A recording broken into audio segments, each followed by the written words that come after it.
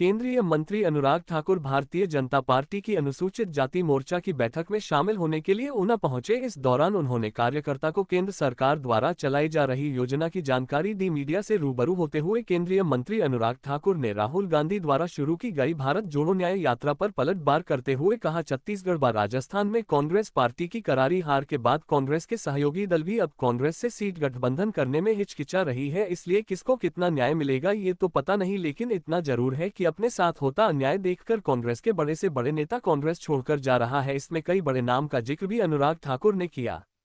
वहीं राम मंदिर मुद्दे पर राजनीति करने वाले सवाल पर अनुराग ठाकुर ने कहा कि बीजेपी ने कई पीढ़ियां राम मंदिर आंदोलन के साथ खपा दी। कार्यकर्ताओं ने अपना जीवन उसके लिए समर्पित कर दिया। मैनिफेस्टो में जब भी राम मंदिर निर्माण एक किए जाने का जिक्र आता तो यही लोग कब बनेगा राम मंदिर को लेकर तंज कसते थे। अब जब मंदिर बन गया है तो जय लोग इसको लेकर इस प्रकार की बातें कर रहे हैं। उन्होंने कहा कि यह वही लोग हैं जिन्होंने रामलाल को इतने साल टेंट में रखने पर मजबूर किया। अनुराग ठाकुर ने जहां तक का कह दिया कि यह तो बाबरी मस्जिद को वापस बनाने के लिए भी हर संभव प्रयास कर रहे थे। इनके कई वकील भी कोर्ट में रामलीला के खिलाफ खड़े दिखाई दिए, तो आप खुद समझ सकते हैं कि यह लोग राम जी के दरबार में क्यों आएंगे।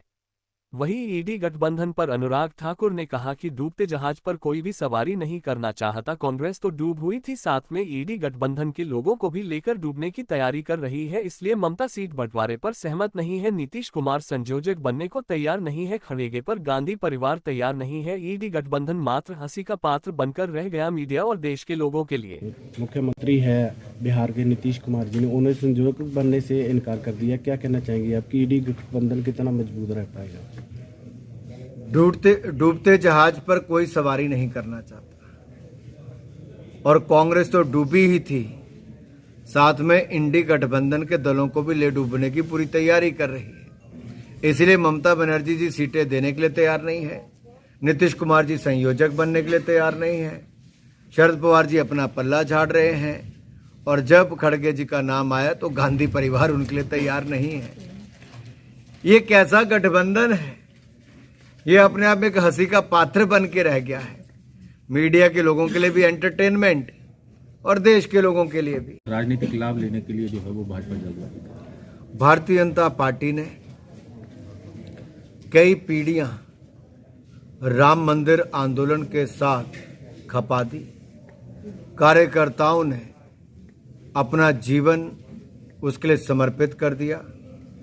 हमारे चुनावी मैनिफेस्टो में जब भी राम मंदिर का उल्लेख आता रहा तो कांग्रेस और विपक्षी दल के लोग कहते थे कि भाजपा वाले राम मंदिर तो बनाएंगे, तारीख नहीं बताएंगे। अब जब मंदिर बन गया, तारीख तय होगी, प्राण प्रतिष्ठा का समारोह हो रहा है, तो वही कांग्रेस वाले और बाकी भागने का काम कर रहे हैं, क्योंकि ये भगवान राम को काल्पनिक बताते हैं। और रामलला को टेंट पे रखने के लिए इन्होंने ही इतने सालों तक मजबूर किया। पहले मुगलों से अंग्रेजों के समय तक हुआ, बाद में कांग्रेस के कालखंड में हुआ। रामलला के साथ भी न्याय नहीं कर पाए। और एक बात मैं और कहूँगा, ये तो बाबरी मस्जिद वापस बनाने के लिए भी हर संभव प्रयास करते रहे। यहाँ तक कि कांग्रेस के समर्थक एडवोकेट भी रामलला के केस में राम जी के खिलाफ कोर्ट में पेश होते रहे। तो आप कहां से अपेक्षा करें कि कांग्रेस के लोग राम जन्मभूमि अयोध्या धाम में आएंगे? Sir, ED